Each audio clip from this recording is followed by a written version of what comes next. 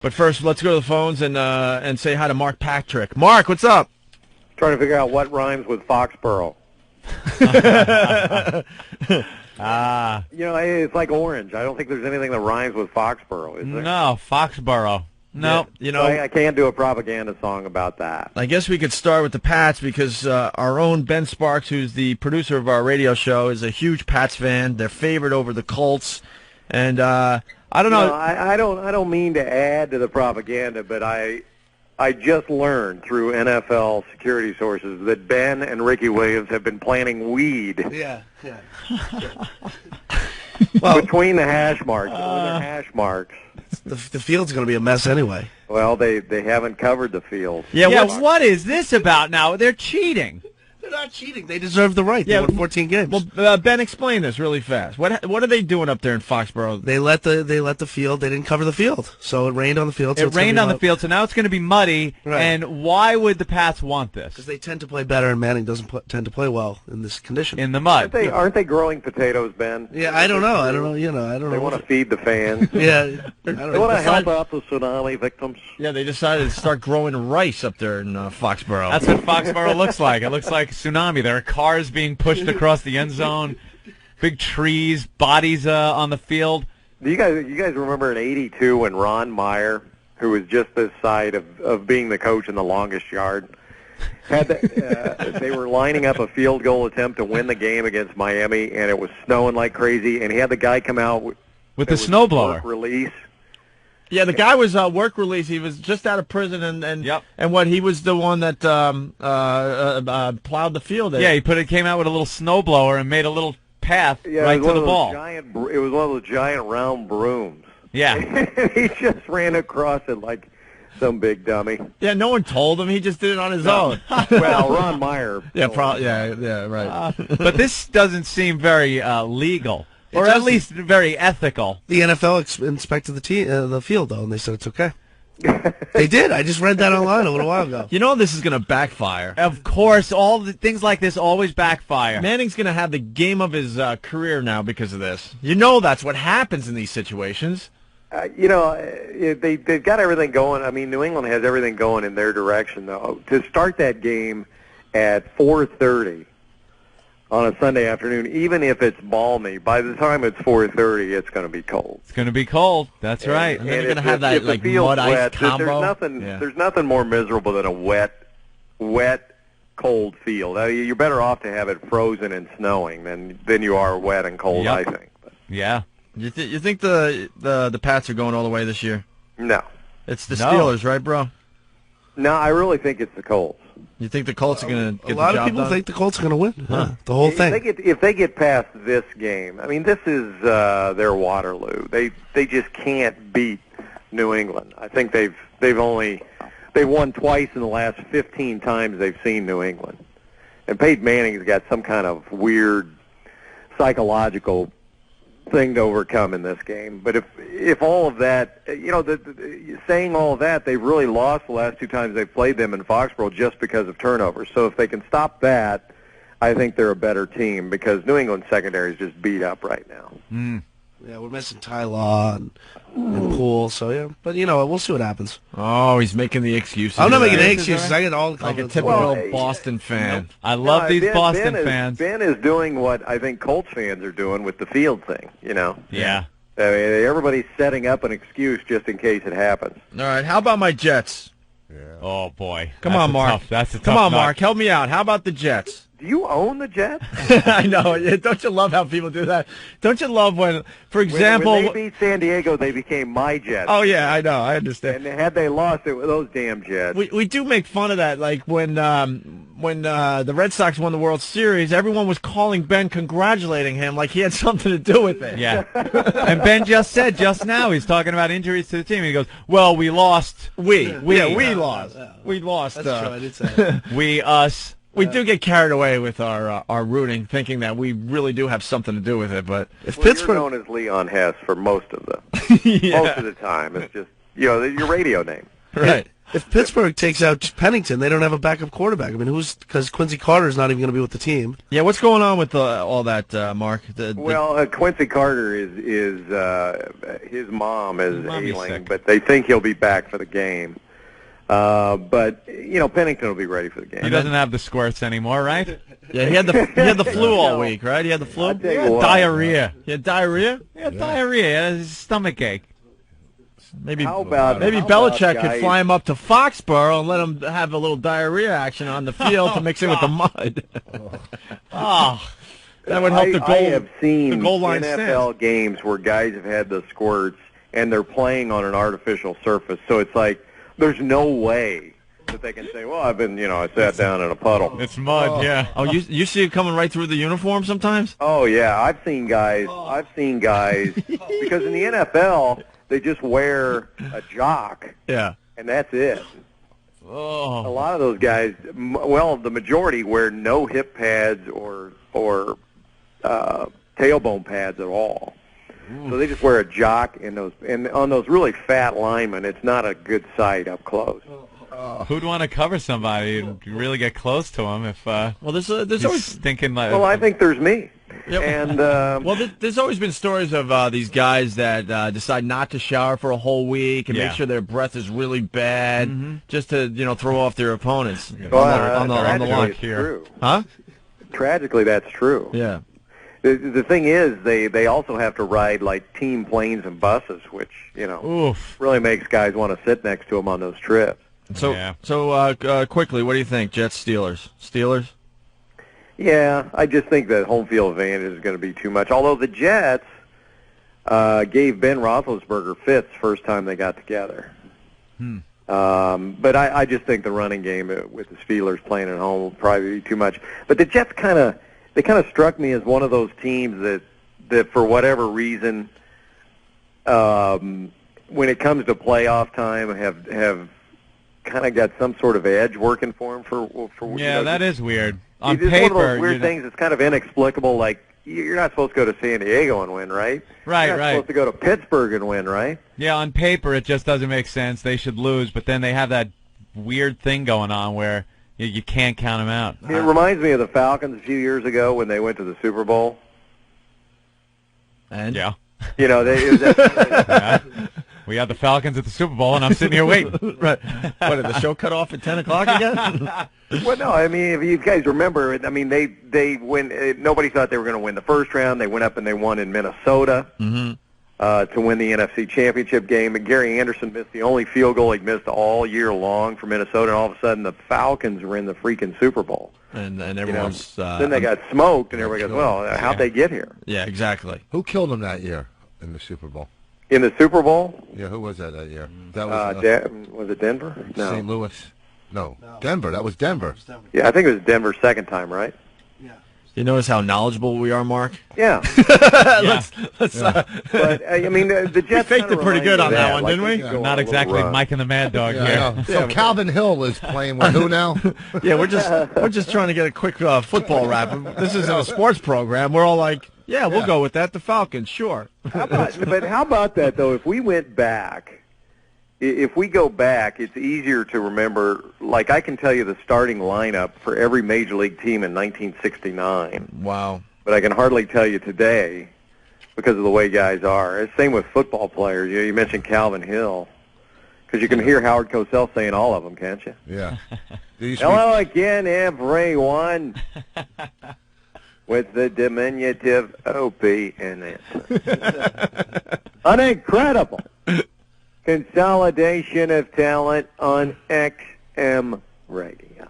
That's pretty good. That's real good. Calvin Hill, whose son, of course, Grant, can barely keep himself alive, much less in the lineup for the Magic of Orlando. All right, The you're matchup, gonna do it all day? of course. Rams, Falcons, Saturday, 8 what's up? o'clock. It's not on ABC, thankfully, so we won't have to put up with one Joe Theismann. That's very good, man. That's a game that nobody cares about, the Saturday night Yeah, that game. I was just about to say, and the who cares game. Yeah, St. Louis and Atlanta. Atlanta's favored. Whatever. Yeah, I don't know. I mean, Micheal Vick, I hate to be a cliche guy, but it's all going to be Micheal Vick, right? There you have it. If they stop him, they've stopped the Falcons. And I hope Fox gets some cutaway shots of Mike Martz on the sideline. I don't think we get quite enough of those. He's a genius, that coach. Unbelievable. And then the other NFC game is the Vikings and Eagles. Yeah, Eagles favored. And the big news there is also Fox, because Red McCombs, the owner of the Vikings, doesn't want Joe Buck working the game. Did you see that? Yes, I did. Wow, well, it's the really? whole Randy Moss and Joe Buck thing that happened last week. I thought it was hilarious. You want to explain basically Randy Moss? They're saying it was a mooning, but now they're saying it was actually him mooning and making believe he was taking a crap in the end zone. The crap part, I don't know. Yeah. Maybe that was in honor of Jay Davenport of the Packers, who actually did that in a hamper to a girl at college. Lovely. But I don't care what Randy Moss did in the end zone. I was mesmerized by the post-game interviews. Have you seen any of those? Yes. I just sat there looking at his hair.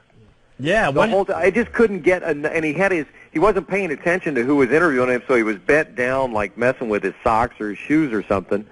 And he's naked, at least from the waist up, but his hair is the only thing you see in the picture. And I just kept waiting for him to pop up and say, "But we want." I mean, he looked like Eddie Murphy. Yeah. I just said to, "Okay, Culpepper." Throw Buhweed the ball. Wow. Yeah, I mean, So that's what I couldn't believe his hair. So I don't know. I think his whole thing was pretty tame in the end zone, but it all comes down to whether his ankle is relatively healthy in the game. But Joe Buck was pretty much outraged by the whole thing, and he's the guy doing those commercials, goofing on players like Randy Moss. Yeah. Yeah, but it's all about the history. If you had Brett Favre go in the end zone and do that in Minnesota, is anybody going to say anything? No. Nah, it's Brett Favre. Well, it's because he's white. And he didn't do anything. He fake mooning. Who cares? That's because he's white. I like when these guys showboat. It just makes it a little more fun as you're at home watching. A little more interesting, a little more fun, sure. I don't know, man. I think the NFL is just so uptight.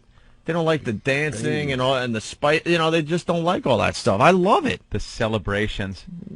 I don't know. I guess I'm old school. I think that I like the celebration, but I think there's a certain limit.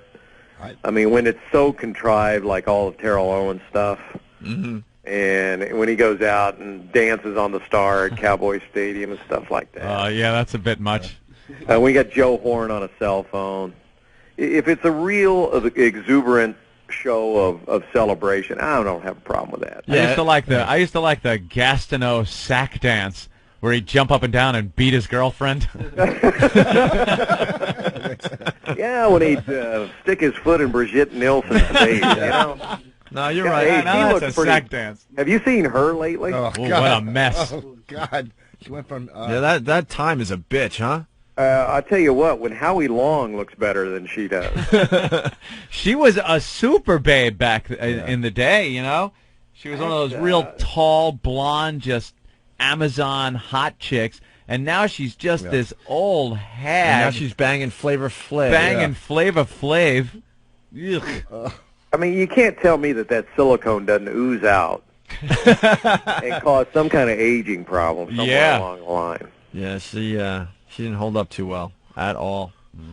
But, all right. All right, man. Hey, Mark, thank you so much for helping us out with our football coverage. Oh, well, I think now that we've got it all decided what's going to happen, I would imagine now they won't even play the game.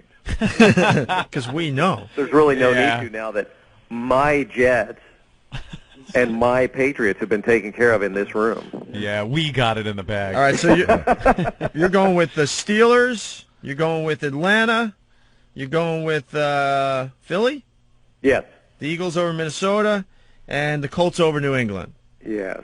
Very nice. All right, we'll remember. Anything you want to plug?